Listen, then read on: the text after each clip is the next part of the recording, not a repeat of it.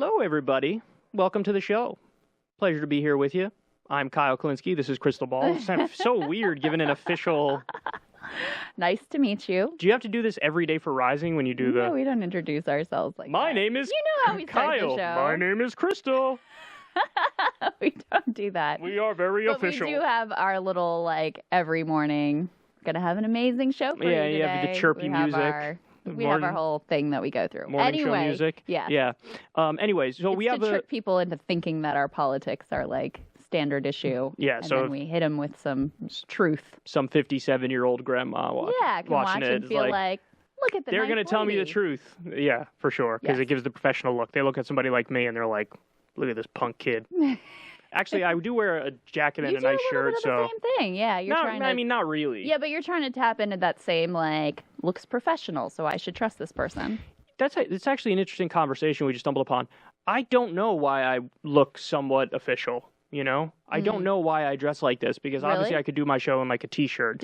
Have you always? I used to wear a tie. That's adorable. I used to wear a tie, but I didn't wear the jacket. I would just wear the button down and the tie. Like from the beginning? Yes, at the very beginning. When I started doing my show full time, it was always a tie. Really? Yeah. That's adorable. Is it? Yeah. I don't know why that's adorable, but I also don't know why I did it. Yeah, you're right. I guess it was I want to be a little bit professional. Yeah. But the second I started talking, people are like, okay, dude, professional my ass cheeks. Well, it's funny, though, how those, signals, those certain signals, tap into... tap into a certain level of perception that you're not even, that's subconscious. You don't even realize. We should get high and talk about this because we're going to discover new things if we're high when we talk about it. Okay, we'll do that. It makes me think of things from different angles. Anyway, and I'll get paranoid too and curl up in the fetal position and cry. Anyway, we have a great show for you guys today. That would be good to record too. Go ahead. Indeed. James Suzman / Suzman / I don't know how to pronounce his name, but either one is good. He is, bless you. We're so professional. He's coming on the show to talk about his book, Work. A lot of pollen going on. There is a lot of pollen going on. To talk about his book, Work, it's really fascinating. It's about the history of work, why you probably hate your fucking job with a burning passion right now, why maybe the hunter-gatherers didn't hate the way they spent their time, and they would, go get some food and then fuck and get some more food, and they were a lot happier than you. Yeah, that's... basically what he talks about. He tracks from all the way through prehistory, the very earliest things that we know about the very earliest humans, through the transition to, through when they get fired, through the transition to settled agriculture, which is kind of a key pivot point that he identifies. Other scholars, of course, identify the same thing. He's spent a lot of time himself with certain traditional hunter-gatherer societies as they've transitioned into modernity, been threatened in certain ways by modernity, the way that it's changed things and turned them upside down. But yeah, the core of the work is of his book is what is work? Why do we do work that we hate? How can we do things differently so that we aren't all spending so much of our time every single day in something we find miserable? Yes. So in other words, this is a guy you guys want to hear because I know that a lot of people, unfortunately, who listen to the show hate their jobs, but that's not your fault. It's almost everybody in society when you look at the polling data on this. So it's actually a very depressing fact. But we do have a lot going on this week that we should talk about before we jump into the interview. So first of all, we got the news a few days ago that Joe Biden is supporting the TRIPS waiver. Now, the TRIPS waiver, for those of you who don't know, the idea behind that is you lift the patent protections for Big Pharma when it comes to the COVID vaccine. So they would no longer block the sale of generic versions of the vaccine. That's the TRIPS waiver.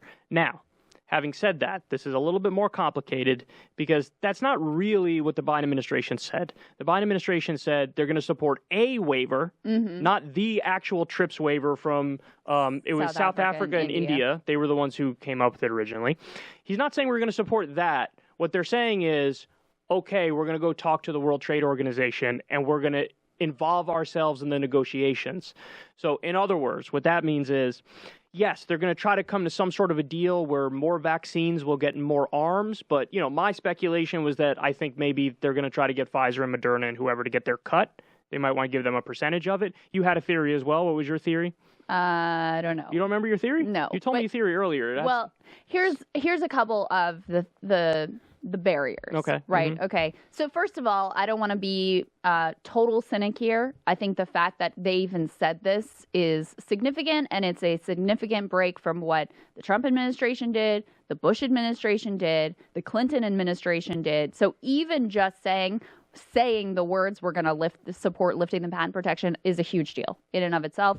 And that was reflected in the fact that the stocks for Pfizer and Moderna plummeted. Absolutely. Which is how you know something's real here. There's something that's real. Even if it's a little, it's real. Clearly, investors, these companies are freaking out. They're putting out these press releases that are just like, Joe horrible. Biden's a bitch. We don't even like that guy. Fuck him.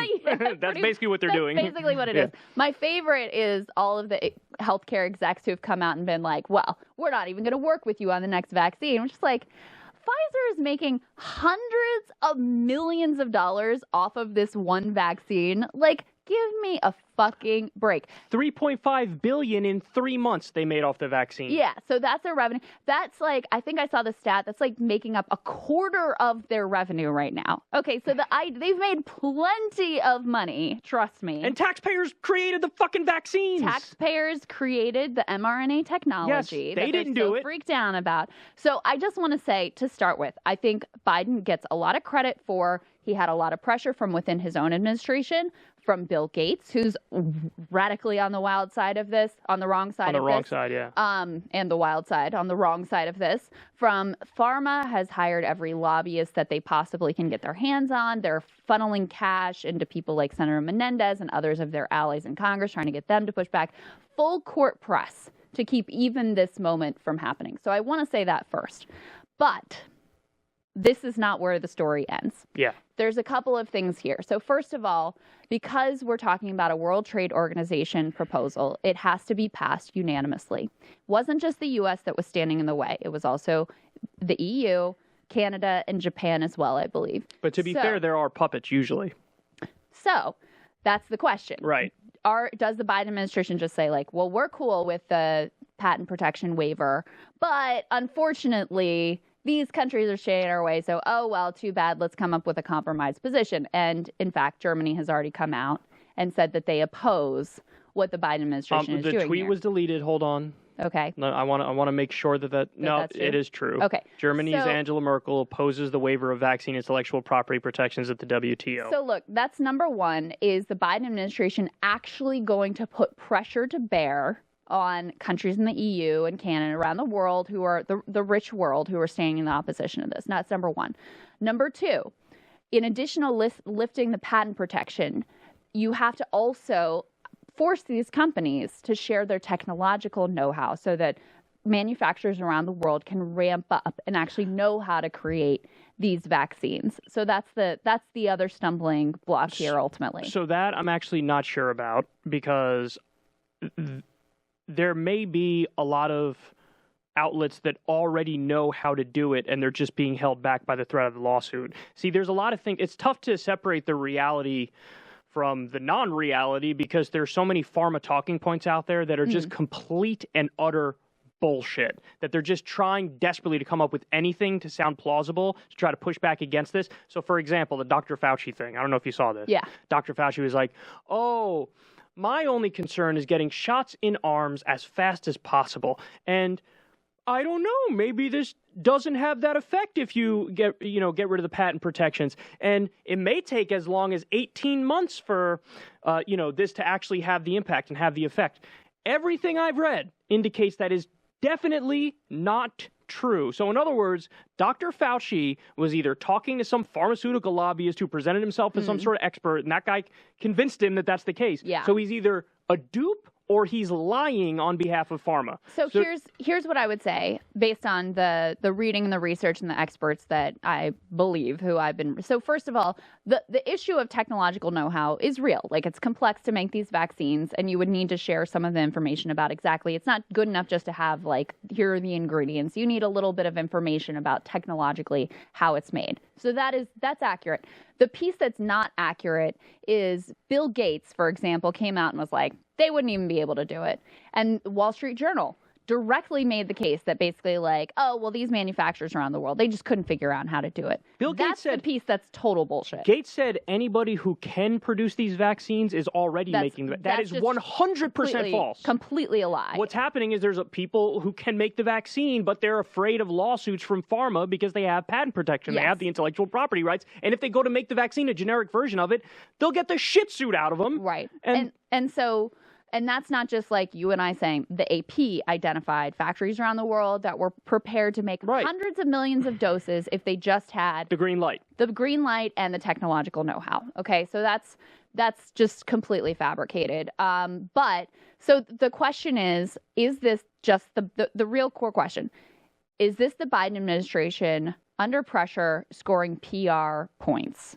Or are they actually going to do what it takes to have this be meaningful? That means putting pressure on our allies to get in the right place. That means negotiating good faith at the World Trade Organization, having an actual patent protection lift that is meaningful. And that means pushing these companies to share the technological know-how so that the factories around the world can get up and running as quickly as possible. Here's the problem. He ain't jumping through any fucking hurdles. He ain't going to jump through any fucking hurdles. He ain't going to do any extra work on this shit. Unfortunately, here's the reality. How many times have we seen similar things to this in terms of headlines? Joe Biden to crack down on private prisons. Yeah. You read the specifics. It's like only the Department of Homeland Security private prisons. There are very few of those. It applied to like literally 5 prisons. 60% of the ICE prisons are private prisons. None of those are being touched. Right. What about the Buy America Executive Order? Joe Biden to sign Buy America Executive Order. You read the specifics.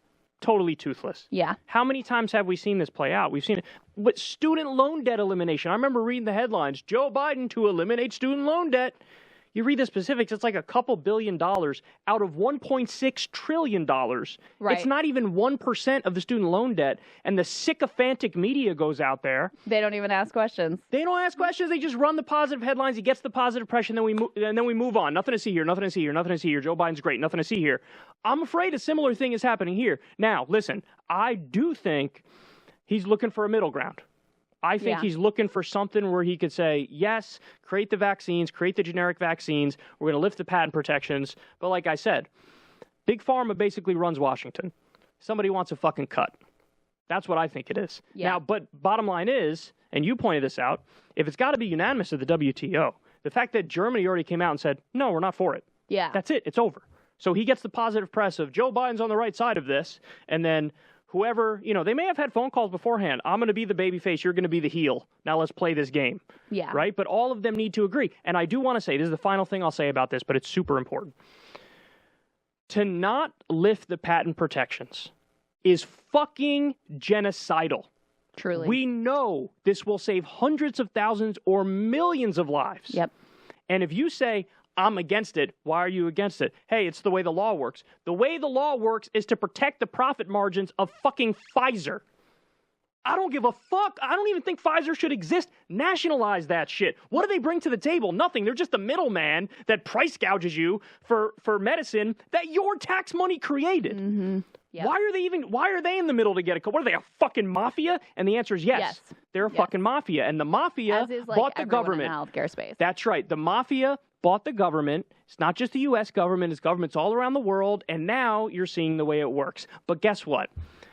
We have the benefit of clear thinking when we look at this. And the fact of the matter is every single cretin who's not in support of lifting these patent protections, every single one of them will go down in history as a fucking monster who's okay with genocide. You have basically the cure for a pandemic that's raging across the world, and your take is, not sure I want to share that with everybody. Right. Well, fuck right off. And I hope history judges them harshly. And let's say they're right. It's complicated to get it up and running, et cetera, et cetera. That's the reason you should have done this from day one of your administration, number one. And number two, okay, well, let's get on it. Let's get moving. There are countries around the world, over 100 at last count, that have not administered their first dose of the vaccine, let alone what we see happening in India right now. So, yeah, this is an utter catastrophe. And Joe Biden knew that very clearly on the campaign trail. Adi Barkan asked him the question about, will you support lifting the patent protection if the U.S. discovers the vaccine first? And he said, absolutely, it is the only humane thing to do in the world. So when you're just looking at this from the ethics of it, could not be more clear. Could not be more clear. The only way it starts to get cloudy is when people get bought off, when they get corrupted, when they get taken in by these pharma talking points. And I just want to emphasize what a bad actor Bill Gates is in all of this, who has appointed himself basically public health czar of the globe. The program that they have been using to distribute vaccines to the developing world, called COVAX through the World Health Organization, he set that up. That was his idea. It protects pharma profits. It's basically reliant on charity. Is reliant on rich countries to donate. And by the way, it has been wildly ineffective. Their initial goal of what they set was 2 billion doses, which already was not enough. Right. And they've administered 40 million or something utterly pathetic. So that's failed. That's over. Total Anyone failure. who's like COVAX, tell them to go fuck themselves, because that shit has completely failed. But I mean, we should be doing everything. We should be lifting the patent protection. We should be lifting the embargo as they did on the raw materials. We should be supplying doses of the vaccine. We've got AstraZeneca doses here, millions of them, that we don't even have the approval for AstraZeneca. What are we doing sitting on this? Our country has plenty of doses at this point. That's not the issue. I'm reminded of that very famous story. A guy named Jonas Salk came up with the polio vaccine. And when he created the polio vaccine, he was asked, hey, are you going to patent that? And his response was, would you patent the sun? Right. So right now, what we're learning is there's plenty of people, including Angela Merkel of Germany, who said, yeah, I'm going to patent the sun. Yep.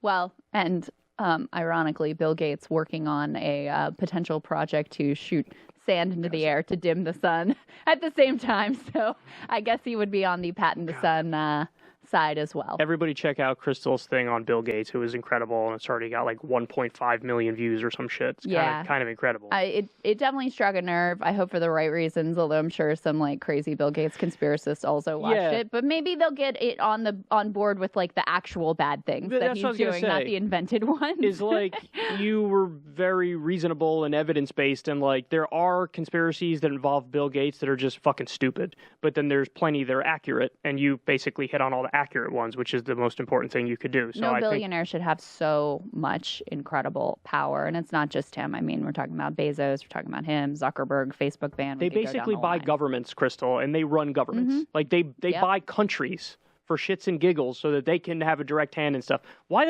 he doesn't even have a degree in health shit, right? Not that I'm aware. He's just a rich prick who's I want to be involved in that. Right. I don't give a fuck if you want to be involved in this, son. Go play with some computer chips, fucking freak. Yeah. Well, and this is the thing, is when this is the pernicious impact of relying on billionaires to fund what should be public services, is everyone who's involved in the space, they know their next grant is dependent on being in good graces with Bill Gates. So none of them feel like they can speak up. That's a great point. Because their next project is dependent on going and begging him for money. And that's what happens when you outsource public goods, public services to a billionaire class and cede all that power to them. Okay, abrupt transition. Yes. Caitlyn Jenner. Indeed. So Caitlyn Jenner is running for governor of California. It's not totally abrupt. She's a fellow elitist. Oh, as elitist as it gets. So Caitlyn Jenner is running for governor of California, and she recently released her first ad. I covered it on my show. I don't know if did you cover it on Rising? You cover it on Rising? Okay. Well, the ad is ridiculous. She mentioned 0 policy positions. Just like when she launched, she had 0 policy positions on her website. So she goes to do an interview with Hannity. Okay. And I want to show you the part of the interview that went viral. This is really something. My friends are leaving California. Actually, were at my hangar. The guy across right over from me, he was packing up his hangar. I said, where are you going? And he says, I'm moving to Sedona, Arizona. I can't take it here anymore. I can't walk down the streets and see the homeless. I don't want to leave. Okay, either I stay and fight or I get out of here. So in case you didn't catch that, because it's not every day that someone refers to, like, their hangar. She's talking about an airplane hangar. Right. The dude who has the airplane hangar next to her, real salt of the earth middle class guy, is moving because he doesn't want to see homeless people. I mean, you've really got it all in that clip. Yes. So, I mean, it's just, it is, in her first ad, she attacks elitists. And then she says this here, which is the epitome of elitism. First of all, nobody has a friend with an airplane hangar. That's not a thing. That's never been a thing. Okay? And so we're talking about her friend is the top fraction of the top 1%, right? And I think the framing of this is actually really important because they talk about the homeless like they're just an eyesore. Right. So if the Not a point human was being. exactly, if the point was, hey, there's a lot of homeless people and we got to act on that now to put roofs over their heads. Yeah. Everybody be like, okay, that makes sense. But that's actually not the concern. The concern is not for them as human beings. The concern is not, hey, I have a universal housing program that I want to lay out here. It's just you're getting in the way of the scenery. Yeah. No, your concern is rich people shouldn't have to look at you. Right, yeah. That's the concern. Hide it. Yeah, I don't Criminalize wanna it, hide see it, this. arrest them. Just don't give them health care and don't put a roof over their head and don't actually try to create some sort of program that can help them with mental health or help them with substance abuse issues or could help them with what. None of that. It's all get them out of the way. My friend needs another airplane hangar. I mean, it truly is unreal. And that's the thing with Caitlyn Jenner is like, her views when she's talked about her political views, I mean, they are so standard issue Republican elitism. I mean, it's... Except one issue. And what's that? Transgenderism. That's it. So, in other words, when it's the issue affecting me and my community, I want all the sympathy in the world. I want you to be super tolerant. I want you to be open-minded as possible. Good on. She said that that trans girls should be banned from sports as well, from competing in sports. You're right. That actually just happened yesterday, so it slipped my mind. She's not even good on that issue. But what I'm referring to is that was the thing that she turned on Trump over was when Trump did the transgender military ban. Yes, she was with Trump every step of the way until that shit.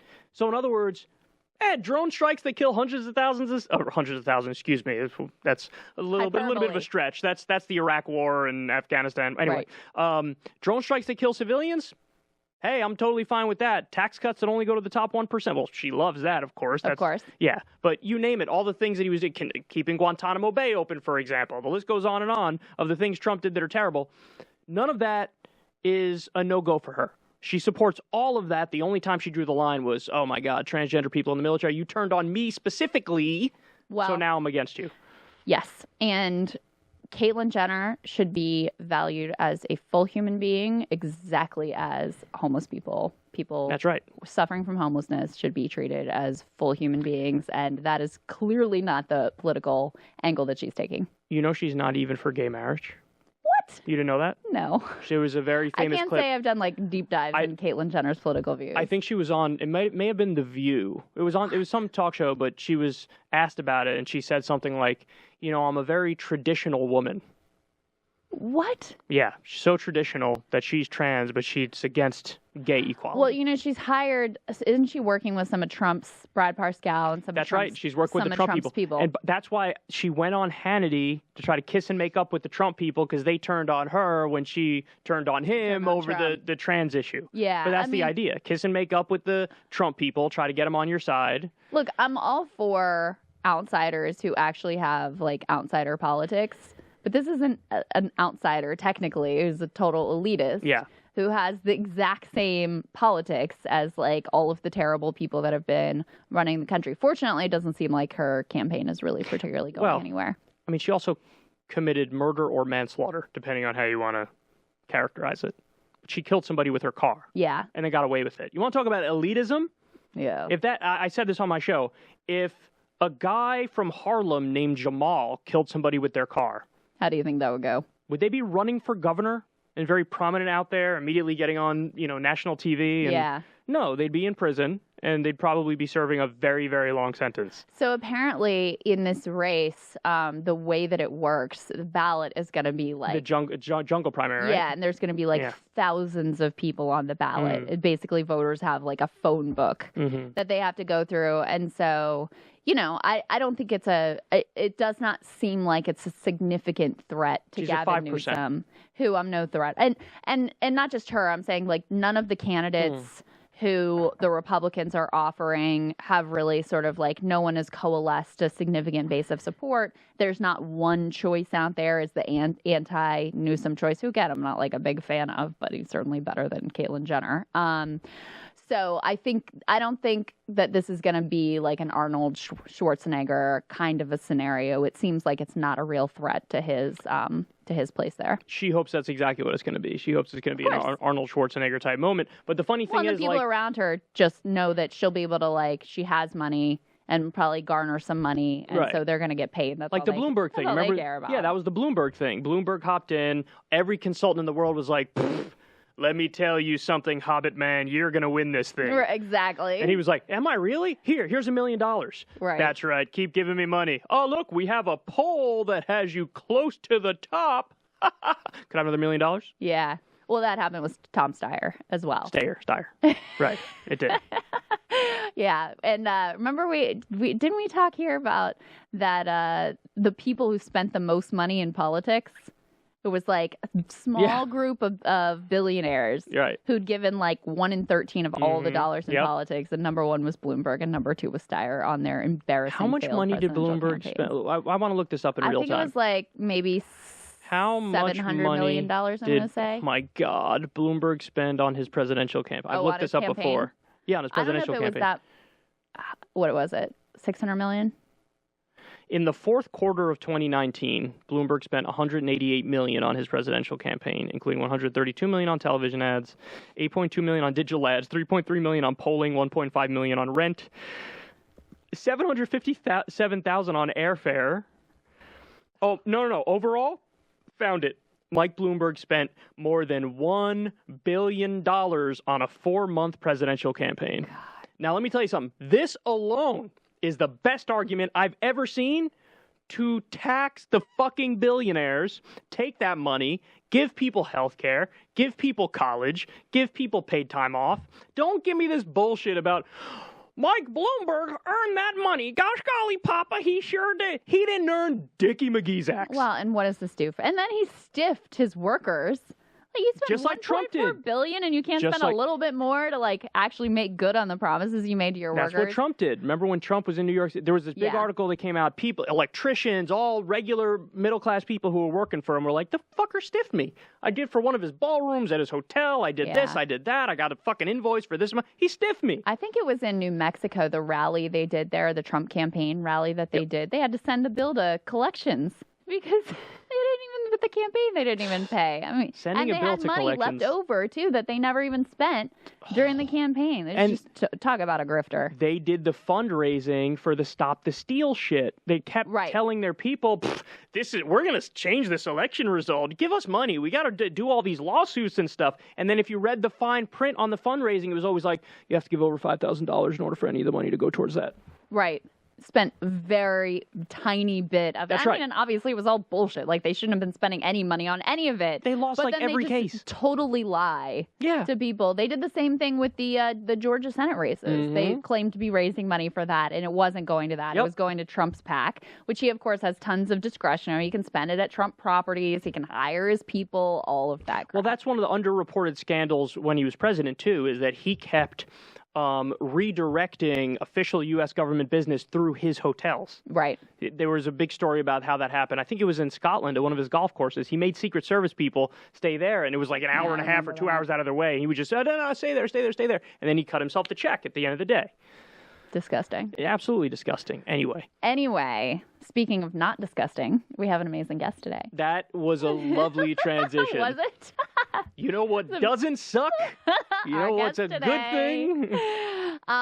James Suzman. He's an anthropologist. Suzman. He's author of Affluence Without Abundance, The Disappearing World of the Bushmen. That was published back in 2017. He's been published everywhere, academic journals, magazines, New York Times, etc. The new book is called Work. It was published in September of last year. Fantastic read. Here is James Suzman. James, welcome. Great to have you. Thank you for having me. Technology is a wonderful thing, sometimes not. Yeah, Well, the book has a lot to say about that, actually. indeed. Yeah. Just give people a sense of who you are, the type of work and research that you've done, and how it led you to write this book. God, okay, big question to start with. Okay, well, I'm an anthropologist first and foremost, and I've spent most of my life working with hunter-gatherers in Namibia and Botswana, the oldest hunting and gathering societies anywhere. And I've been documenting their engagement with the expanding global capital system as they've sort of lost all their land and been sucked into this modern economy and sort of lurched through, I suppose, what the rest of us took 10,000 years to do into this modern world. And I've been following up with them. But in between doing that, I've spent a few misguided years in a corporate role, which I am overjoyed to no longer be part of. And look, part of the reason I wrote work is because the guys I was working with, the Junasi Bushmen, or the San as they're sometimes referred to, were famous, really, from a series of studies in the 1960s where it was revealed that actually, even though they were viewed as the most poor and degraded of all the hunting and gathering people, actually they made a pretty good living in a tough desert environment through hunting and gathering, and they did so on the basis of 15 hours work a week, or roughly that. I mean, we can talk about that in a little more detail. And really, it was engaging with their engagement with the expanding labor economy, which was a big deal, and it was during apartheid that they got ripped into this thing. And it's really navigating the way that they saw the world economically and the way we see the world economically that I've been focusing on the question of work. So this book, in many senses, is not just about work. It's a history of life and the world through work, but which raises very big questions and real questions about the way we live and work now. And the perspective that comes from it, or the main perspective I push in it, really is that sort of double perspective you get from looking at our world, looking at our somewhat crazy world through the perspective of these hunter-gatherers, former hunter-gatherers who are trying to adapt to it, and a world which to them makes very little sense and challenges some of our really most basic beliefs about productivity, work, economics, accumulation, and so on. So in some ways, your book reminds me a little bit of Chris Ryan's work. And I have a similar question for you that I had for him, which is it the totality of the hunter-gatherer lifestyle that's appealing, or is it more like the mindset of not being obsessed with work and with consumer goods and things of that nature? So in other words, isn't there like a middle ground between modern society and what we get right versus what hunter-gatherers get right? Or is it really just, they had it right, we have it wrong, full stop? No, there totally is a middle ground. I mean, let's be clear. Even the Junasi and all the other hunter-gatherers I've been working with who lost their land and had all this misery, would they want to go back to being hunters and gatherers again? No, in a sense, Pandora's box is opened, and people like that, they want. If I was to go there and say, okay, you can go back to your old ways, and there's no paracetamol, there's no antibiotics, they'd say no. The bottle's open. But what there is I think, a huge amount of lessons that we can take from the way they organize themselves in terms of understanding how we negotiate this new future we've got to deal with. We live in a world where there's 7.5 billion people. It's going to lurch up to 9. We've got huge issues around climate change, huge issues around, rampant consumption, really. And I think there's a great deal that we can take from understanding how hunter-gatherers organized and engaged with the world economically and apply it to the era we live in now.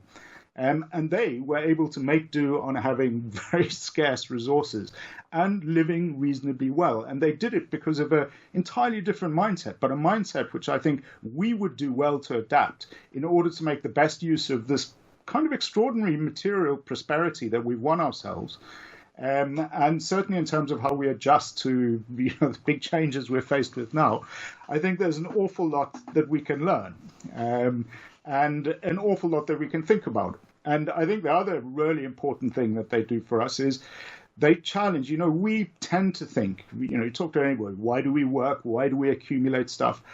People will say, well, it's because it's in our nature.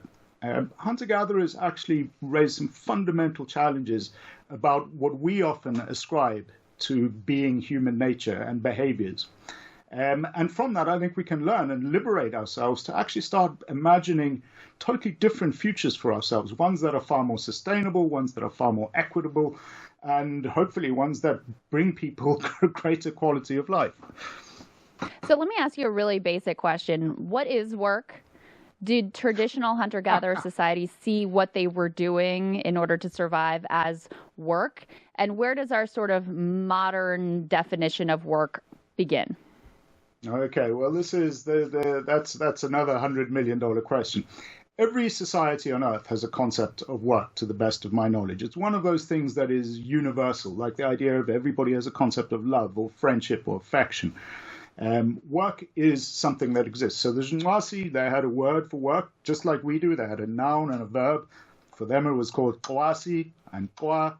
And they classified certain activities as work, and they classified certain activities as non-work. And the activities they classified as work were mainly activities that were focused on things like, I suppose, securing food, preparing fires, making shelters, and so on. All the kind of basic stuff that we'd associate with staying alive, staying warm, staying comfortable, and so on. So in a sense, that's a kind of almost a universal thing, is all of us regard the process of putting food and energy in our bodies, making ourselves warm, making ourselves survive and thrive. That is what work is.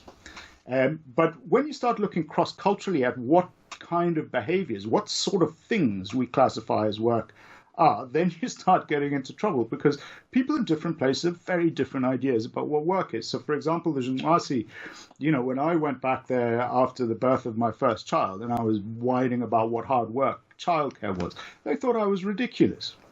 They were like, childcare is not work. And, admittedly, they deal with childcare in a far more relaxed and easy way than we do. But there are a whole bunch of things that don't fit very easily into the work category. And when you start looking at the way we use the word, and we use the word work intuitively in millions of contexts, we work at our relationships, we work at our bodies, we work at all sorts of different things. But when you start looking at those actual activities, what defines the work we do becomes, rather blurry. So on one side, we have our jobs, for which we're paid, and we tend to think of that as work. But also those activities that we do in the jobs are in other contexts often leisure. So, for example, some people cook for pleasure. Some people view it as a horrendous chore. And, in this sort of great flip side swirling thing of how we try and engage and understand with work, you've got people like the Zhengwasi who view hunting and gathering as work.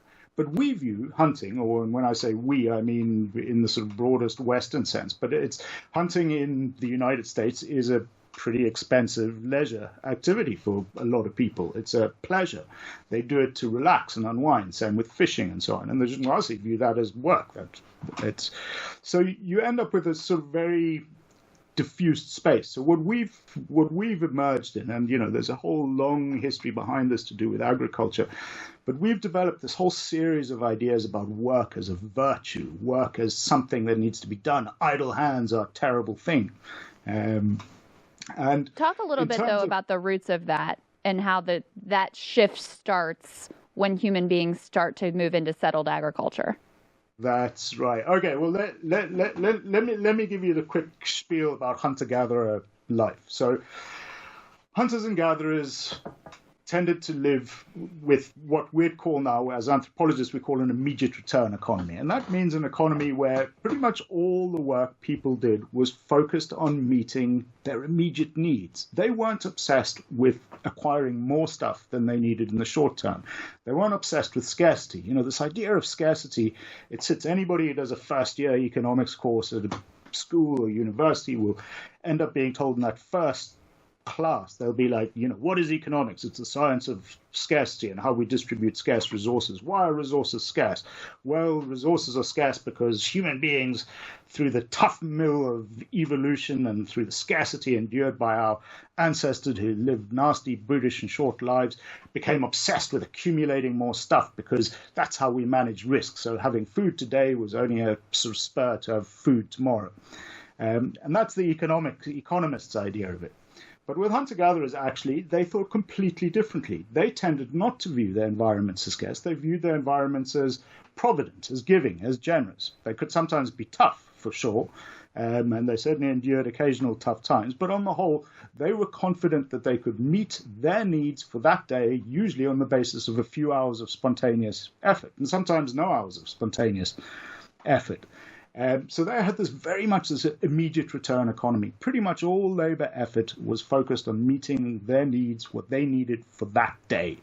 The advent of agriculture changed all of that. If you think farming, so where hunter-gatherers go out and they hunt and feed themselves for that day or pluck fruits from the tree or tubers from the ground and so on. Farming, on the other hand, farmers don't view their environments as provident. They view them as potentially provident. You have to work the land in order to get some kind of meaningful return from it. And at the same time, all the work you do on a farm, pretty much like all the work we all do, is the rewards for that are delayed. They come later. So, if you're planting a field of wheat, you're going to plant that wheat in spring. And that's going to involve plowing and all sorts of things. Then you've got to weed it, look after it, nurture it, do all sorts of crap along the way. And then eventually, maybe by autumn, you'll get a harvest in, and then you've got to thresh it and process it. And eventually you'll get a loaf of bread maybe by Christmas time. So all the rewards in farming are delayed. And in a sense, people worked and felt that their land owed them something. At the same time, what they also did was they, as a farmer, because you weren't just harvesting and eating as you wished, people had to acquire surpluses. That's how you sustained yourself. So you used last year's harvest to sustain yourself for the next year. And out of that grew our basic focus on A, working for future reward, B, our kind of diligence, because, when you're a farmer, you cannot, if there's a job that needs to be done that day, to use an example from Namibia where I am, or not am today, but where I work, when there's a bloody elephant in your field of corn, you got to chase that thing out of there now. Otherwise, you're going to lose a year's supply of food. So work needs to be done when it needs to be done.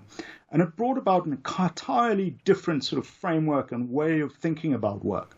And this was amplified by the fact that farming societies effectively put all their fruits in one basket, where hunter-gatherers could use, so the Zunwasi in the desert, where in the Kalahari, they made use of over 100 different plant species, numerous animal species which they could eat. And if the weather changed or the climate fluctuated a little bit year in, year out, one species would expand at the others. They had a pretty broadly hedged set of ways of feeding themselves.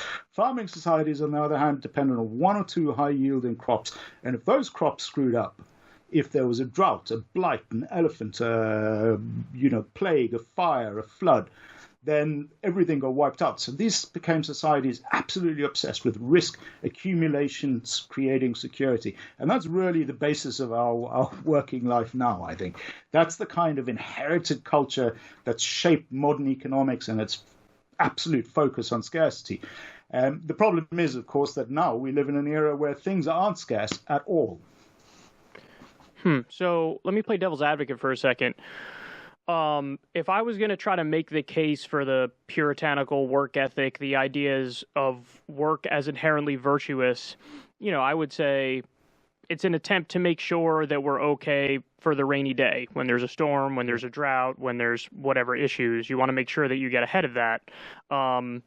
Is your argument that by having that kind of a lifestyle, we're effectively dooming ourselves to misery?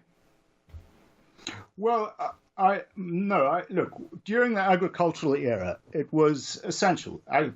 Societies starved and collapsed. You look through the archaeological record of the last 10,000 years of agriculture, and you see loads of these kind of genetic bottlenecks where entire societies got wiped out by plagues and all sorts of miseries. People had to work hard, and they lived pretty tough, miserable lives. So, after hunting and gathering, actually life expectancies declined. And you look through the bones in the graveyards of whether even the most productive agricultural civilizations like ancient Rome, and, these are damaged, malnourished bones which are lacking in vital vitamins and all sorts of things. And the truth is, for 10,000 years of farming, actually there wasn't much of an improvement in terms of levels of productivity, and populations would always rise to the top level, to their absolute most that their productivity would sustain them. So they always lived constantly on the edge of a precipice. Now things have changed completely. So 200 years ago, 4 out of 5 people, and this includes children, worked in agriculture. They worked in the field pretty much everywhere. This is why child labor was at the early days of the Industrial Revolution was viewed as a norm. So 80% of the work people did was to produce the food they needed to basically sustain themselves, and they spent that energy basically producing more food. Then you had really the Industrial Revolution and the Second Agricultural Revolution, where the technological developments, and suddenly you had the surge in productivity, as effectively we were able to transfer and translate energy stored into fossil fuels into food. And you had this surge in productivity. So now in the United States, for example, 1.3% of people working in food production now produce so much food that more people, that's a far greater sign of food poverty now is obesity, that as much food ends up in landfill as it does every year in our bellies. And all our problems, or most of our major healthcare problems, relate from consuming too much rather than too little. So there's been a complete shift. So we have this kind of, the problem is when we built these institutions, the states, the birth of the industrial state beginning, from 1750 onward, all these institutions, when you had the birth of modern economics, both of modern economics applied really well to the period that happened before the Industrial Revolution. But then we baked in all these institutions and ideas into our cultures. They were already baked into our religious beliefs, and we built these institutions around us. So we still organize our economies as if there is this real visceral scarcity, as if there's a real risk of collapse and starvation. Yet our economies are the opposite. We have, our problems relate to consuming too much. Our problems relate to overproduction, and our problems relate to us effectively exceeding a lot of the limits around things like energy use that we can do. So the problem is that, this inherited system of economics that we got from agriculture, it just doesn't work anymore. It's not it's like trying to, it's like trying to fix your broadband with the steam engine. Yeah. Well, talk a little bit more about that, because scarcity also seems like a useful tool for people who have a lot of resources, have a lot of power, because who's going to work for minimum wage in a brutal, difficult job if they don't have to, right? Who's going to do the work and be able to generate the profits for the people who are already doing well if they don't have that existential terror of, I'm not going to be able to feed my kids, they're not going to be successful in the life, I'm going to get kicked out of my house, et cetera, et cetera. So talk a little bit about that part of it. Well, this is a problem with how we organize the distribution of our resources rather than the work that needs to be done. So there are tons of people on these really rough minimum wage jobs, and they sold the promise that, you work hard enough, you can achieve whatever you like, you can get wherever you want to go, the American dream and so on.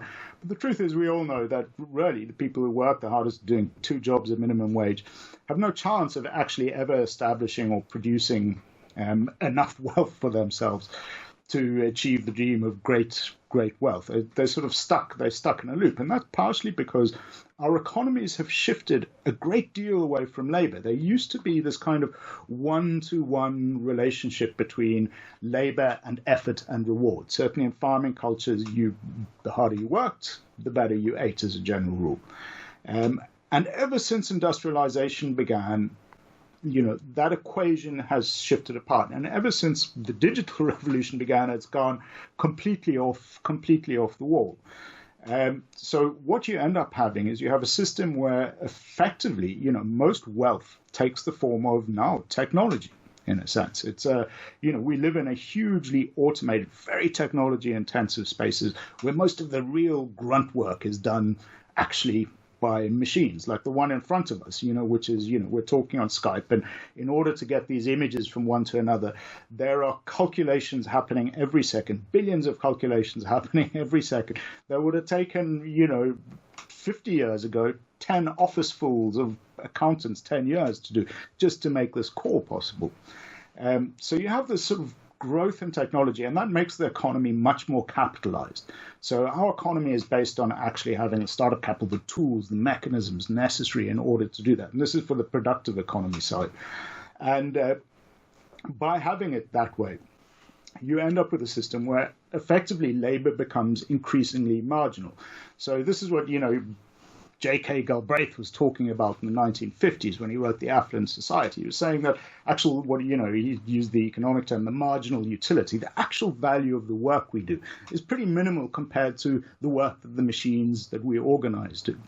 And so when people are actually shoved into labor jobs, there's no real value accumulated out of that. And I think that's going to be really the big telling thing of the future is the extent to which automation, the extent to which artificial intelligence is going to exacerbate inequality. And we're already seeing it happening at a huge level because it quite simply means that people who have access to capital, who have capital behind them, who have money to start with. Money creates money. And this is why we see, we've seen pretty much everywhere, the United States, UK, Europe, but it's happening also in countries like Namibia. You're seeing things like property and asset prices soaring. And that's because of all this additional wealth and value generated by machinery. But for most of us who are stuck in this kind of basic labor economy, we're not getting any benefits or returns from that. And you're getting this really, corrosive inequality and absurd inequality. I mean, the kind of levels of differentials now are just so huge. And it's something that produces, I think, a great deal of tension. I think it's a reason why we're in such a sort of weird moment historically, where people are losing faith in institutions like the economy and so on, because it's clear that it's not actually working. There's, as I say, in many ways, for people, it's sort of like they're sitting on the ashes of the American dream. There's no chance of getting ahead unless you bloody. You're actually reminding me of an article that I read years ago where Stephen Hawking was talking about automation, and basically he said, sort of like what you were saying here, it can either be the biggest blessing or the biggest curse, depending on how we react to it. Because if you basically, divvy up the bounty created by the machines in a relatively equal way, then we'll all have nothing but leisure time and time to pursue our real interests and get fulfillment that way. Or if we keep going down this current path, like you said, everybody who has phenomenal wealth, they will reap the rewards of the machines, and everybody else has nothing, and then we're at each other's throats. So how do we fix that? I don't want to go all viva la revolution, but it seems like impossible to address that unless there's some sort of groundswell and demand that this can't continue. Yeah, well, I'd like to think that there is a growing groundswell and demand. And look, historically, inequality has always resulted. There are two ways you can deal with inequality. And one is you have that sort of aspiration to work your way to the top, to be as rich as the next guy. If you want to have, a gold-plated toilet seat to stick your ass on, and that's where you dream of, you work your way up. Or you bring the system crashing down. So historically, we've had, endless, whether it's the 1917 revolution in Russia or, the French Revolution and so on. We've seen this 100 times. You get to a point of incredible tension and things break. The The other way of dealing with things is, we do what I hope we are capable of doing. And that is, we're at a time where we have a unique amount of capacity and imagination. We can see the problem and understand the consequences of our actions, even if half of our population tends to deny the science behind it.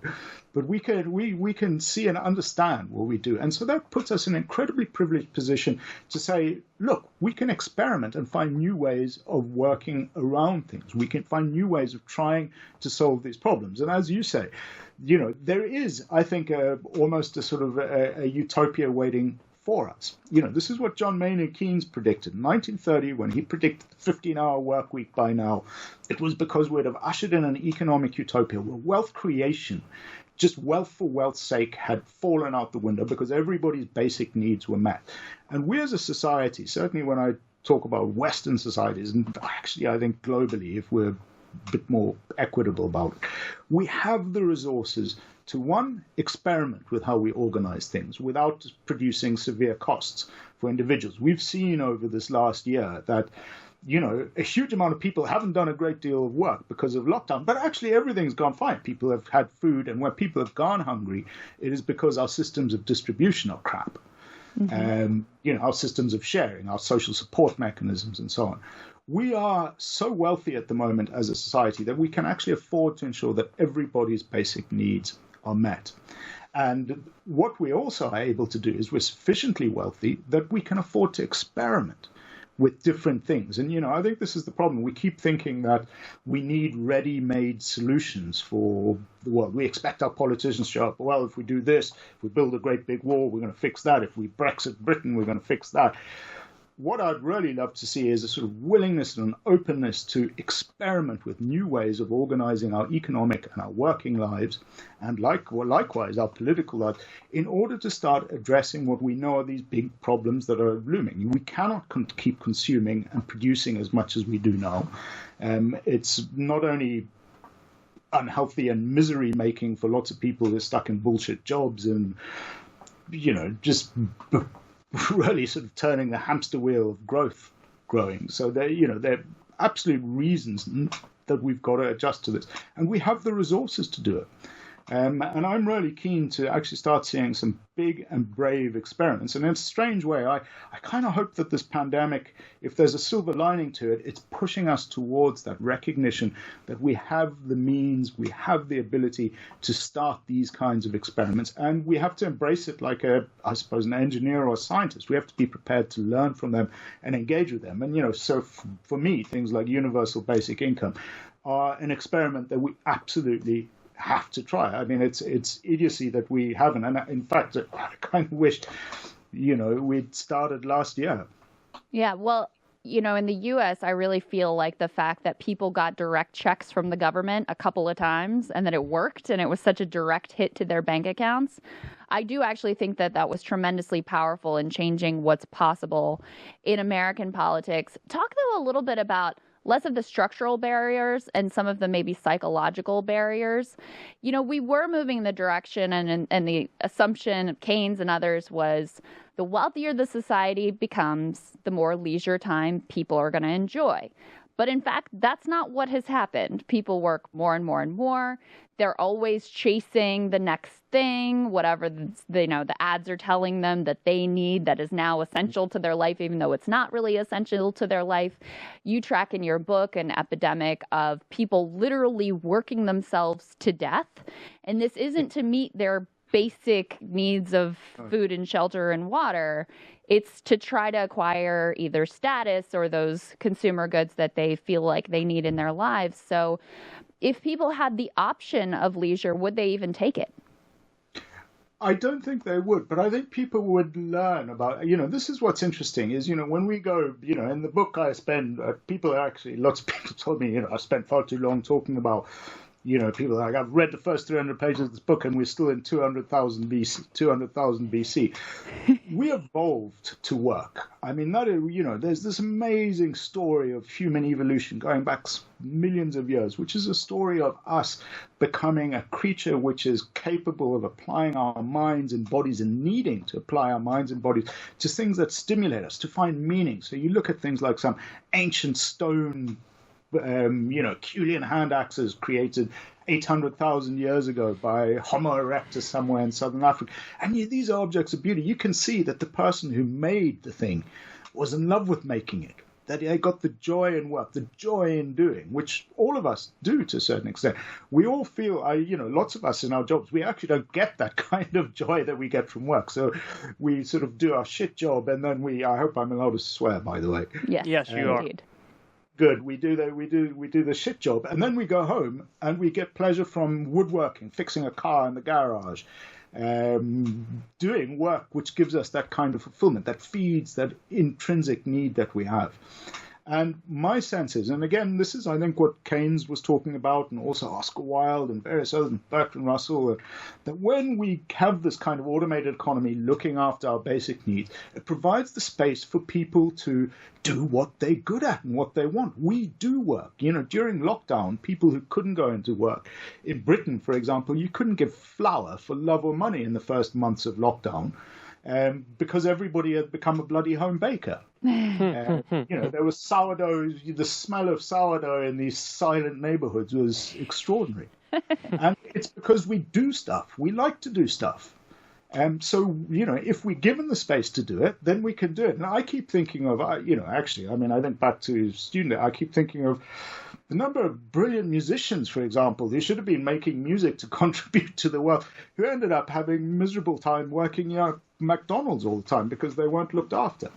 But I guess, James, part of what I'm getting at, and you talk about the definition of what it means to be affluent. And again, the difference between hunter-gatherer societies who have far less materially than we have. They feel themselves to be satisfied and affluent. They're not questing over that next thing. Very different from how we are now and how we always need that next thing. We always need that next consumer good. And so even though, you have millions of Americans who have plenty of money where they could work a lot less and spend much more of their time doing those meaningful things that you're talking about, but they don't make that choice. And part of it is, I think there's this ethos of that the suffering in the work is actually a good in and of itself. I think it's partly about how much our identity is wrapped up in whatever our job is. So what do you make of that dynamic, and where does that come from? Well, this is, you're absolutely right. And again, there's the sort of big historical dynamic. When people, the big difference between the countryside and the city is that, when you're in the countryside and you meet a stranger somewhere, you'll say, where are you from? Or what's your family name? And so on. It's to do with, and that's the way you'll learn a great deal about them. When you're in a city, an urban space, and this has been really since the very first cities, 6,000-7,000 years ago, you meet somebody in the city, you say, what do you do? Who do you work for? Because that you can suddenly infer a great deal about them. And that's because in urban life, in people who lived in the countryside spent their energy or really working one way or another in something related to food production. In cities, there was no real energy production. It was all about consuming energy. And you had this extraordinary efflorescence of, from the very earliest cities, you had this efflorescence of new professions, craftsmen, artists, courtesans, politicians, priests, religious leaders. It's a sudden, all of whom lived off the energy that came in from the countryside. And within those early cities, and you see it going back all the way to these ancient artisan collegia in Rome, people who do similar work tend to, one, see the world in similar ways. And that's partially because, it's a physiological and neurological thing. The work we do makes us. So in a way, being a potter, potters don't only make pots, but making pots make potters.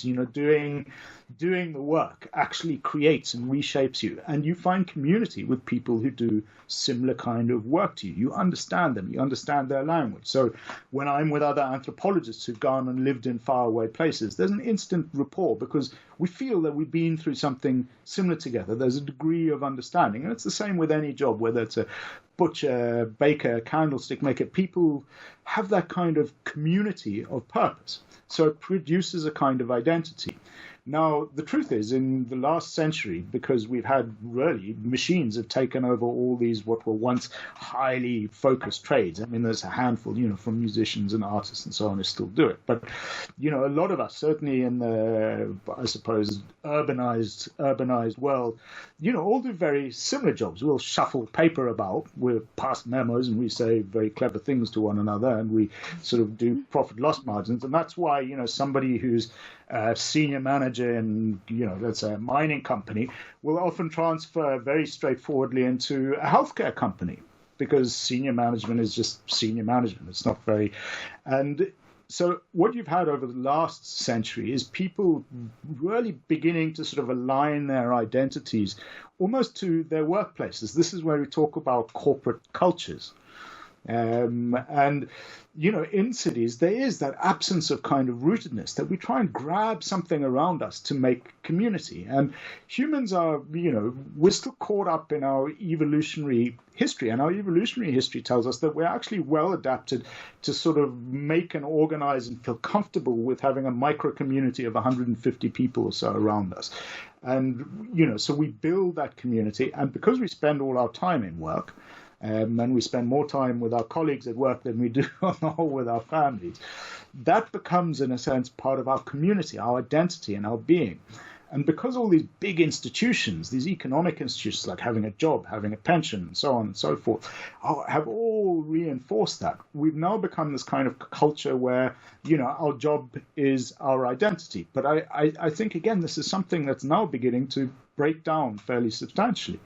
And you see this again and again in all the figures which look at how engaged people actually are in their work, whether there's that kind of sort of team loyalty that used to exist. I'm proud to, if you think it's sort of the old image, I'm proud to work for Ford. I think people now, there's a great deal more mobility, and I think that thing's kind of lost a little bit now. One of my close friends, I was talking to him recently, and he works some job in finance. To say he hates it is the understatement of the century. So he basically goes through the motions on a daily basis and just clocks in and clocks out and then sprints to do the things that he enjoys. He's also got a kid who's very young. He's, raising the kid. And he was comparing himself to me, and I would say that what I do for a living, the thing that's my job, is something that I would do even if I wasn't getting paid for it. It's, I wake up in the morning and I do the thing that I want to do, and it just so happens that that's also the thing that pays the bills. So my question is it even possible to get society to a point where we don't have this dichotomy between work time and leisure time, and everybody sort of feels like how I would describe I feel, or is that something that's so utopian and so far above and beyond what you think our capabilities are? Yeah, I don't think it's utopian at all. I think it's something realistic, and I think it's something that we should absolutely aim for. Cultural change is a slow process. I mean, it happens generationally. And, I'm not expecting people like my parents or actually probably even many of the guys I was at school with to change their views wholeheartedly. They just don't. As we get older, we get more set in our ways and stubborn about things. But I certainly think that there is already a sea change of people actually seeking more to, do the work they love rather than try and persuade themselves to learn to love the only work that they can find. And I think it is partially because we are in this position where we do have the wealth and resources to be able to do this. We have the means, we have the power, we have the capacity to do it. And it really is about just overcoming these blocks. And I think it's a degree of bravery is always required. People will often avoid making difficult changes, even when they know it's the right thing to do. And I'm speaking as an ex-smoker. The amount of excuses. I know it's putting me in my bloody grave, but I also know the amount of excuses that I persuade myself just to not break a simple set of habits and norms, which I know I can break over a short amount of time. You develop blocks, and I think there's a huge amount of natural resistance to things, and we've got to play out with that and play with time. And this is why these kind of big changes tend to only happen after crisis events. So if you think about, for example, in Western Europe, it really took 2 world wars before you had the real political will and engagement. It was out of the carnage and the ruins and the smoke that suddenly in Britain we got our NHS and we got the welfare state. And we got this idea, this set of principles that actually we have the means to be able to look after one another better. And I hope really that this crisis is one of the things, our pandemic now, is one of the things that pushes us towards that realization. And I think it's about making gentle nudges and pushing things just over the edge. But I don't think it's unrealistic at all. And in fact, I think it's essential because, we cannot keep on with this sort of insane production and consumption loop that we're in, because quite simply, our climate tells us we can't do that.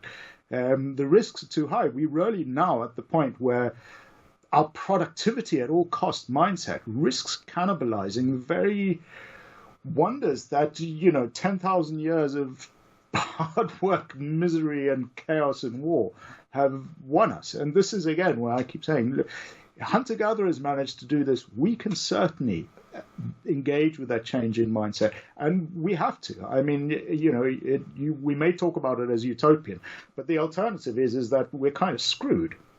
Yeah. I don't disagree with any of that. And I love your optimism, too. The one thing I would ask is, reading your book, I had this nagging thought of, you track where the values of egalitarianism are, completely turned upside down the minute that humans settle in agricultural communities. And that's where you get the roots of consumerism, where you get inequality, where you get these intense hierarchies, where people realize that they can hoard resources and get to the top of the food chain. I mean, is that just inherent to anything approaching what modern life looks like, since it tracks all the way back to when we first had settled agriculture? I'm not looking for everyone to be 100% equal, but is it even possible, given where we are now, to go back to anything that looks like that spirit of egalitarianism and communitarianism that existed in hunter-gatherer societies? Look, I think, we're human, we're a diverse species as well. We're diverse individually. We have diverse norms. I mean, it's sort of funny, in terms of classifying people. As an anthropologist, I'm very open-minded and a relativist when I come in. So even amongst the most, amongst the white farmers who are, took all the bushmen's land and, even amongst people who I fundamentally disagreed with politically, there were people who were assholes, and there were people who were not assholes, to put it simply. There were people who were kind and decent and respectful in their engagement with others, and people who were just mean.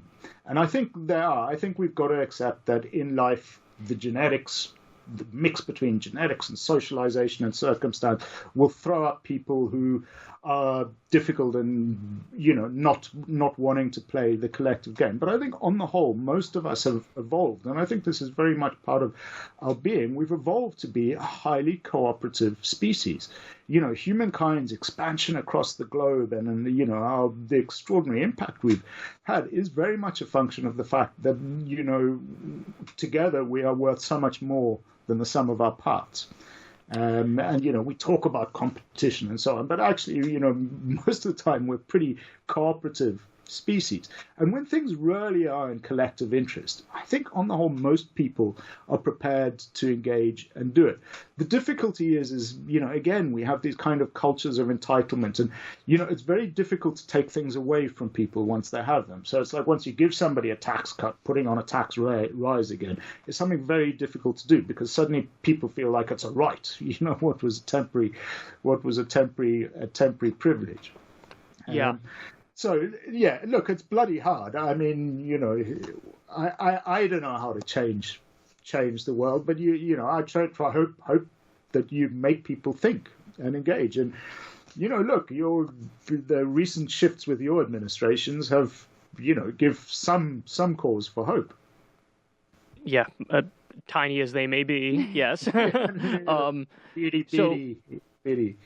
Just to take a crack at the question Krystal just asked myself, I think you're right that those things are sort of part of human nature, but so is community and so is collectivism. So we're this big bundle of contradictions, and it's how we manage that. And, hopefully we can harness both of those things and get the best result, both competition and individualism and community and collectivism and working together. So let's talk about some shortcuts to a better society, because a lot of these things we're talking about are macro level, more philosophical than policy oriented. You did touch on UBI, though, which is a concrete attempt to try to address some of these things. What do you make of, for example, paid vacation time by law, maybe instead of having a 5-day work week, having a 4-day work week, or perhaps, as Richard Wolff puts out there, democracy in the workplace to make people feel like they're more directly in control of their lives and their production? What do you make of those things? As I said earlier when I was talking about experimentation, I think there's a whole long list of things that we've really got to try out. And I think all of those are ones I agree with. There's a big 4-day week experiment happening now in Spain. Yep. And I'd like to see it extend elsewhere. There have been lots of small experiments with these things. But like we've learned over the last year with flexible working, a year and a half ago, people said flexible working is, it's the road to ruin. No businesses. And now we've had this massive experiment. Suddenly people are beginning to ask questions about other shibboleths around which we organize our lives in terms of work and economics. So I would love to see a 4-day week and view it as an experiment. Let's see what it does. Let's do it broadly, let's do it big, but let's also say we're going to revisit it and understand what the outcomes are. And I suspect the outcome will be actually that we'll go to the 3-day week afterwards. I think once people realize they have an extra day of doing it, but you have to resource people to do that. I think other obvious things are, in a sense, this kind of disincentivization of pointless wealth accumulation. And I realize in many places it doesn't make me popular, but I really like the idea of a wealth tax. And I just find that when I go to places like Denmark, where there really are effective limits on, it's difficult to become obscenely rich. I actually think it produces a sort of really healthy level of engagement. But again, I'd like to see that as an experiment. If it does suddenly close down the economy, as neoclassical economists tell us, then so be it. If it suddenly doesn't produce this kind of a higher quality of life across the board, then we can go back. So, yeah, I would like to see all those experiments done. And I'd like to see them done, as experiments. And we will learn things from that. And then we can take the next experiment onward. But we've got to start trying to fix these problems, because we can't just keep sitting on our hands and doing nothing. So, yes, I would love to see UBI. And, the problem with many of the UBI experiments that we're seeing, and, I'm really encouraged by lots of them, is that they're all basic income experiments. None of them are universal. And I think you've got to expect to do a pilot with the universal basic income. You can't leave out the universal part. It's got to be for everybody. Yep. Because that is what ideally begins to break down and disincentivize this kind of rabbit mill of production and this kind of inflating asset values that we're stuck with, that are, when I think a lot of, certainly all, most of my millennial friends who work obscene hours, are doing it partially because they can't even dream of getting on the property ladder and anywhere within like 200 miles of London. So I'd like to see something that begins to break that down. And UBI wealth tax are certainly for me the obvious place to start, and 4-day week. Name of the book is Work, A Deep History from the Stone Age to the Age of Robots. James Suzman, thank you so much. It was a pleasure. Great to have you. Thank you for having me. All right, so there's James Suzman, however you say it. Very nice guy. We asked him, and he said he doesn't care. That's right, which is why I'm able to do I do that bit all the time with Tom Steyer. It's Steyer. But I don't care. I don't care. I read Stayer, so I'm going to say Stayer, and then I'll say Steyer, and then I'll say Stayer again. It's the thing I do. Anyway, very lovely guy, really fascinating book. Mm-hmm. One of the things I was going to bring up to him, which I didn't actually bring up, I don't think, is there was that poll, we've discussed it here before, only 15% of people worldwide, this was a worldwide poll, only 15% of people feel engaged in their work. Yeah. Which means I'm no genius and I'm not good at math, but 85% of people are like, fuck this. Are just going through the motions. Yeah. And honestly, even of the 15% that feel engaged, what percentage of them had the authoritarian mindset of like, yes, sir, I'm very engaged in my work and I love it. And what percentage are like, no, I actually really like it. Well, and there's some percent of people that are just amazing and happy, like no matter what they're doing. Mm-hmm. Like those people are incredible. And you meet a few of them in your life and you're like, this person is just amazing. Yeah. They're happy. How do you do that? Right, exactly. Yeah. And I think the people who are like us, who would genuinely do some version of what they're doing, even if they weren't getting paid for it, like just because they like doing it, I think it's vanishingly. 5%? Would you give it 5%? Max. Really? That's the top end? I think it's vanishingly small. And so, it's interesting to hear him really be in support of UBI, or at least trying UBI on as an experiment, because part of what is undersold, and Yang talked about this a little bit in his presidential campaign, but part of what's undersold about that is how it eliminates this whole mythology around scarcity, right? We have made a choice, a policy choice, an organizational choice in the U.S. and in most of the Western world that we are going to enforce a sort of scarcity on the masses to essentially force them to, so that they have to work. They have to do these things that they don't otherwise want to do to keep from starving, to keep from getting thrown out on the street, to be able to feed their kids and have their kids not go to bed hungry at night. The minute you sort of ease that and give people choice, I do actually think that has even more radical effects than we maybe can imagine right off. Very much so. I bit my tongue a little bit on the portion about scarcity because I kept having like little rebuttals pop in my mind, but then I think he was trying to say the same thing that I was thinking, just saying it in a different way. That in some ways there is scarcity, he was talking about all the overproduction of food and whatnot. Mm-hmm. And it's like, well, yeah, in some developed countries that's the case, but then you have people starving in the developing world. Yeah. But I think that was his point, right? He's saying overall there's enough. It's a distribution issue. So in other words, it was the same point. He was just coming at it from a different perspective. There is an artificial an enforced scarcity that doesn't need to be there, but we've now put there.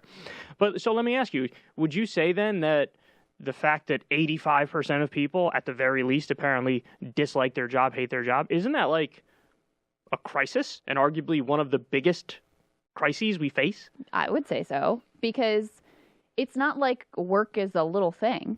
It's most of your adult life, most of your waking hours. Yeah, and that's what he tracks in the book is like, this is your life. Yeah. Mm-hmm. You may tell yourself that like your family or these other people are the most important thing, but that's not the way we spend our time. I mean, most people spend their time working with their work colleagues, thinking about work, their identity. What's the first thing you ask somebody when you meet them? What do you do? Mm-hmm. That tells you all kinds of things about what type of person they are, what their politics might be, how they think about the world. And so, the fact that 85% of people spend most of their working hours doing is like a misery to them. Yeah, I would say that's a crisis. And there are people that literally, he also tracks in the book how in Japan they have words, they have terminology and an understanding of people who literally work themselves to death, or the stress of their workplace causes them to die. And we don't have that focus or that language here, but is there any doubt that there's like a similar thing going on here? And so that's part of why one of the things that's a paradox to me is that on the one hand, you have 85% of people saying, I fucking hate my job. Like, I'm miserable. I don't want to do this. I wouldn't do it if I didn't have to, et cetera, et cetera. And yet you have some people who, they genuinely, this is survival, right? Meeting the basic needs. A lot of people, in fact, it's just like, I'm literally trying to meet my basic, well, it all depends on what you define as basic needs too, true. Right? But you certainly have a good number of people, especially in a wealthy society like the U.S., who don't have to stay in this job, don't have to certainly spend as many hours on it, and yet they continue to choose to. And it's partly, a culture. It's partly like the advertising that we're in the culture, and you get on this treadmill of like, now I have this debt, or I have this expectations from my family, or I just don't know how to do this another way. It's partly that. But in terms of moving to a different orientation towards work, or like prioritizing having meaningful work in our lives, I almost think that psychological barrier is as big of a challenge. I'm not going to say it's a bigger challenge than it's as big of a challenge as the structural issue. And what I wonder is we see these little signs during the pandemic and post-pandemic of people kind of reassessing, like people saying, I'm going to get an RV and I'm going to work from the road and I'm going to work a little bit less. And you know what? During this year, I've been forced to spend more. And I just want to say this is like very privileged, set of people who are able to have the luxury of making these choices. But you do see a little bit of a rethinking of like how I've been spending my hours and whether that actually lines up with what I want my life to be and look like and what I say that I value. So I wonder if on the margins there is a little bit of rethinking of that going on right now. There definitely is. And, you said it yourself. There's another rethinking of getting cash from the government now. It's like, oh, that's obviously a good thing, and we support it. Whereas previously it's like, don't be crazy, bro. Don't be pie in the sky utopian. Well, and part of why is because of the nature of the pandemic, we're able to short circuit the argument of like, well, they should just be working. Right, yeah. So, like, well, they can't, dick. Right. Yeah. So since that was taken off the table and it was so clear, this isn't anyone's fault. Yeah. Like, this is a global pandemic. That's how you were able to get to the point of people being like, you just got to get people cash. That's right. Yeah. But once you've done that once and people realize like, you could have just been doing this, then I didn't know that. What are we doing here?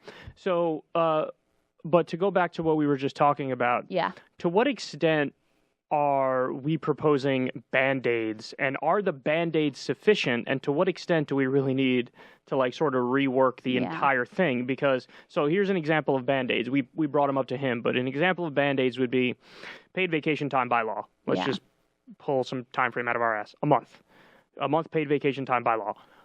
4-day work week. Yeah. UBI.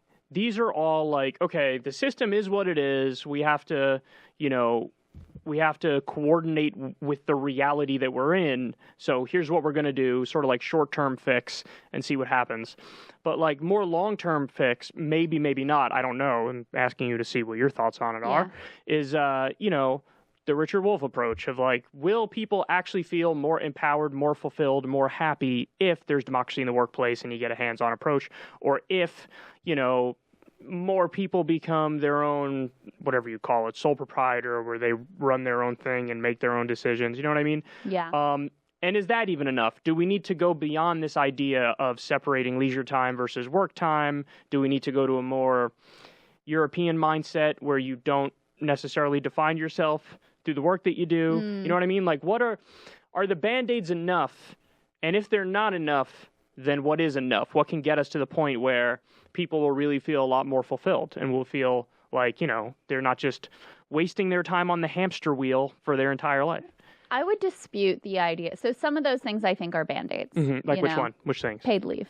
Paid leave, or sure. even the 4-day work week. Even the 4-day work week. Because you're still keeping the system. Yeah, everything's in place. It's just like, we're going to torture you a little bit less. Right, that's right. That's what it is. Okay, well, that's better. That's better, yeah. But you're not actually really changing the orientation of anything. You're not really dealing with that mythology of scarcity and the enforcement of that. I would dispute the idea that UBI is a Band-Aid. It depends on, number one, like he was saying, if it's truly universal, and number two, the amount. Right. If it's a very small amount, then it's probably, no one's going to feel like, okay, I'm going to be okay on this. I can live like a basic dignified existence on that. If you have a sizable amount where people actually do have the option where they feel free, if they've got a shitty job that they hate, they can actually have a meaningful choice. Then I think that starts to look less like a Band-Aid and more like something that could have mass structural results. So the reason I called that a Band-Aid is because you're not retooling and restructuring from the ground up. If you give people even a very generous UBI, there's still going to be people who have bosses and who don't want to go to work, but go to work. You know what I mean? Yeah. That's why I call it a Band-Aid. Yeah, and I'm the truth of the matter is I'm not sure. Right, so I don't know either. That's why I'm asking. What I'm thinking about is if everyone has some basic floor, whether that's through a UBI or federal jobs guarantee, certainly universal health care would be part of that, but where there's some basic floor that's essentially guaranteed, then you are essentially eliminating that mythology of scarcity. And I do think that that is a radical structural change that would shift organically the way that we relate to each other, the way that we relate to work, the way that we feel about having choices in our life. Like I'm not just like forced to work in this job that I absolutely hate. I do have another choice that exists to me. It changes power dynamic between workers and corporations. You think about like in Bessemer, Alabama, where they just rejected the Amazon union. And I think in part it's because workers feel like, well, this is like the only job around and I don't want to screw it up. Well, maybe the power changes a little bit if you're like, well, if the warehouse leaves, I'm not going to be totally hosed. I'm still going to be able to feed my family. It's not going to be amazing, but I'm going to be okay. So that's why I would say I think that UBI, or just providing some basic level of floor under everybody, and I agree with him, it has to be universal. Otherwise, politically, it just gets torn apart as like welfare for undeserving people. I do think that that can have a sort of structural fundamental shift that ultimately, and this is part of what he tracks in the book, is like the way these systems and dynamics are set up, they impact the cultural values. They impact the level of egalitarianism. So it's not that humans are inherently like selfish, greedy, hierarchical, et cetera, but because of the nature of the systems that we've erected, those are the values that are emphasized and that come out of those systems. So here's my disagreement with you on that. I actually spoke about something very similar to this video I did probably 7-8 years ago now.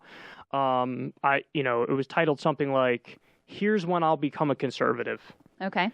And the idea behind it is exactly what you just espoused, which is when the system makes sense and you've already established a reasonable floor, then I'm open to the conversation about competition and meritocracy, and you're going to go as far as you want to go because we already provided you with the basic floor. Yeah. But that's just, to me, that's just the social democratic promise. And in other ways, it's almost, you can make the argument that that's actually just taking the rough edges off of capitalism and re-verifying the structures of capitalism. You know what I mean? Yeah. Because you're just saying, here's the floor, but now you still got to go through that rat race and that meritocracy and go for it. Which, by the way, again, it's a reasonable approach, but it's just, I view that, it's a very conservative argument in the sense that it's really the bare minimum. Like, that's not retooling everything. It's just like, let's just take our really shitty situation now and just make it way less shitty by letting everybody know you're going to be okay and there's a reasonable floor. What I would say is it's entirely possible that you're right? I'm really like, I think that's part of why he's saying, like, we have to experiment, see what falls out of it, right? And see, because I'm not sure that we can predict all of the ways that our relationship to each other, to work, to, power, how they would shift if everyone had a meaningful floor. I think the fact of having a meaningful choice where you don't feel like this job is all I got, and so I got to take whatever shit I'm given, I got to keep my mouth shut, I got to show up even though I fucking hate it, or even though I'm sick, or even though I should be, my kids like play right now, or whatever. Providing people with a meaningful choice, I think, is actually a radical thing, and would fundamentally change some of those structures. So, again, whether it's UBI, whether it's a meaningful choice of like, fuck Walmart, I've got a federal job guarantee, I can have a decent job with, that's federal government provided, where I'm building infrastructure in the country or whatever it is, that you actually have some kind of option, I do think would be a profound shift in the way that our nation is structured. Our only disagreement is how to label that and how radical that actually is. Because when I hear that, all I hear is Scandinavia or FDR. To me, that's all what we're talking about here. So I don't view that as radical. I just view it as like the bare minimum. I guess radical is maybe, it depends on how you're using the word, right? I think it's radically different from what we have now. Well, of course, yeah. And so that's the way that I'm using the terminology. Do I think But it's just Scandinavia. Do I think it's a radical idea? No, I don't think it's a radical idea. I think it's the most obvious and basic thing we could do, just to recognize that human beings are human beings and have like dignity and worth in and of themselves. Yes, exactly. So, guys, that was, again, James Suzman or Suzman. His book is Work, A Deep History from the Stone Age to the Age of Robots. Really fascinating book. In some ways, like I said to him, he reminds me a little bit of Chris Ryan in the sense that he talks a lot about hunter-gatherers. He talks about prehistory, right, yeah, and how settled agriculture really shifted everything. Everything. Sure. Roots of consumerism, roots of inequality, roots of hierarchies, all sort of starts right there. So very fascinating read. So everybody check out that book. And of course, subscribe to Krystal, Kyle, and Friends on Substack if you haven't yet. Can we get a Barry Weiss update? Okay, give me a minute. All right. Stall for time. Okay. Stalling. I'm singing the stalling song. Hold on. Okay, here we go. Drum roll, please. For the love of God, please tell me we got closer. No. We did get closer. Guys, we got moved closer. Up. We moved up. She's at 10. We're at 13. Last week we're at 14. So right, there you go. We were at 14. We asked for your help to get in front of Barry Weiss. We moved up from 14 to 13. So, props to all of you. Thanks, guys. But low key though, if we don't get in front of Barry Weiss, I'm committing. What's the thing? The Japanese term for seppuku? Seppuku? Let me look that up. What are you? That's where you it's a suicide. That's like after you've brought shame, you commit suicide. Okay. But I may have messed up that term, and that low key may be like a dirty, pornographic, like that, because it sounds like that, right? Like, you want to do seppuku? I'm getting uncomfortable. Me too. All right, hold on. No, I think I got it right. Seppuku is a native Japanese form of Japanese ritual suicide. Oh, suicide by disembowelment. Oh, whoa, that got super specific. And it's because of the shame thing? I don't know. Oh, yeah, the code of honor. It was originally reserved for samurai in their code of honor, but was also practiced by Japanese people during the Showa period, to restore honor for themselves or their families. So if you dishonor your family in any way, the idea is like, I'm going to take the sword and just right into my guts. Disembowel yourself. Wow. Because you've brought dishonor. So anyway, if we don't beat Barry Weiss, we're bringing dishonor, and I will disembowel myself live on Krystal, Kyle, and Friends. God. Okay. It's the Kyle guarantee. Subscribe to see that, I guess. Wait, no, you don't want to see that. It's not like if we beat her, I'll do it. I'm going to do it if we don't beat her. But what should the time frame should I give before I have to disembowel myself? Like 3 months? 2 months? Let's 3 months. 3 months? All right. I think we can pull that off. Okay. So I might be disemboweling myself. Please, guys. I don't want to disembowel myself. Save my rectum. Let's start the Save Kyle's Rectum movement. This is getting really weird. Hashtag Save Kyle's Rectum. Okay. And on that note, let's subscribe end the on show. Substack. Love you guys. Peace out.